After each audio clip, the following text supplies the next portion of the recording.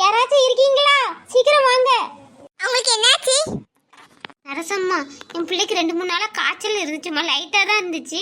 இன்னைக்கு திடீர்னு பார்த்தா ரொம்ப குளிர் காய்ச்சல் மாதிரி பிள்ளை ஆட ஆரம்பிச்சிட்டுமா. அதாம்மா கூட்டிட்டு வந்துட்டோம். என்னம்மா 2-3 நாளா காய்ச்சல் சொல்றீங்க, இப்ப கூட்டு வந்திருக்கீங்க? இப்ப வேற ஓபி டைம் வேற முடிஞ்சிட்டேமா. எம்மா எப்படியாச்சும் என் பிள்ளைய பாருங்கம்மா, காப்பாத்துங்கம்மா. ஏதாச்சும் ஊசி ஊசி போடுங்கம்மா. என்னம்மா இவ்ளோ ஃபீவர் அடிக்குது? இவ்ளோ ஃபீவரோட கொண்டு வந்திருக்கீங்க?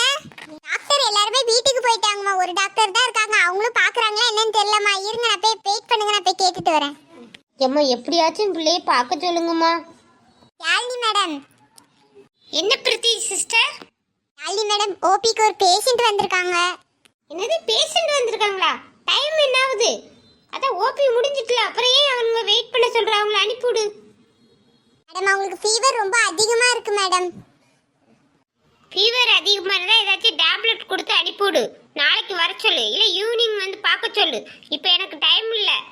மேடம், அவங்கள பார்த்தா கொஞ்சம் பாவமா இருக்கு. பாவமா இருந்தா நீ ட்ரீட்மெண்ட் பண்ணு.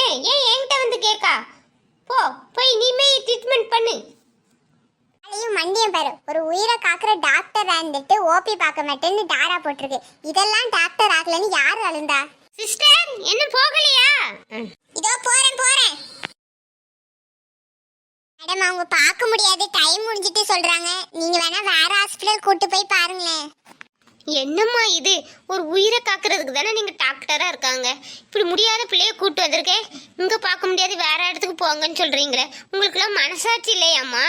அம்மா, நான் வெறும் நர்ஸ் தாம்மா, என்னால எதுவுமே பண்ண முடியாது. எம்மா, அவங்களாம் உயிரை காக்குறதுக்காக தானே இவ்வளோ படிப்பு படிச்சிருக்காங்க.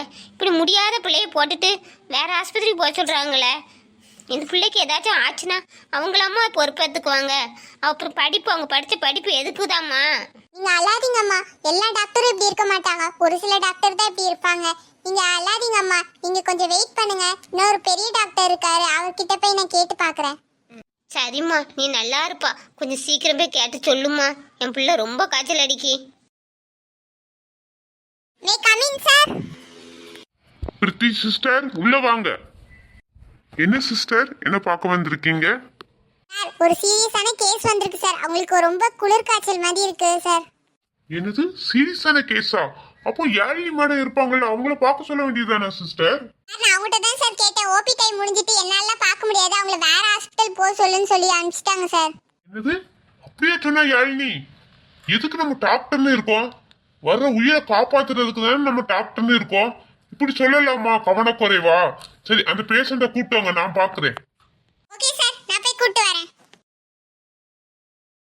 இல்ல வாங்கம்மா, சாம் சார் உங்களுக்கு ட்ரீட்மென்ட் எடுக்கறேன்னு சொல்றாரு. உங்க பொண்ணை கூட்டிட்டு வாங்க.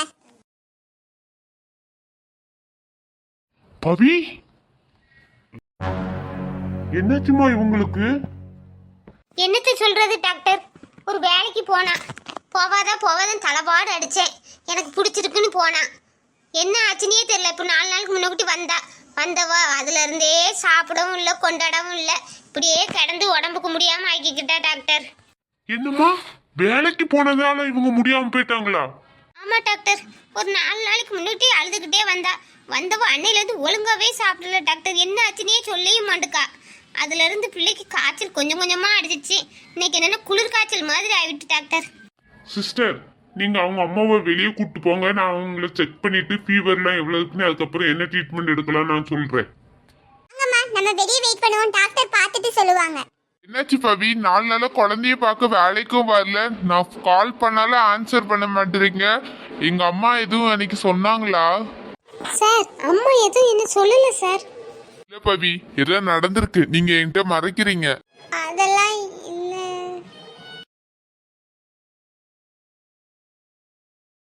பவி, கண்ணை திறந்து பாருங்க பவி.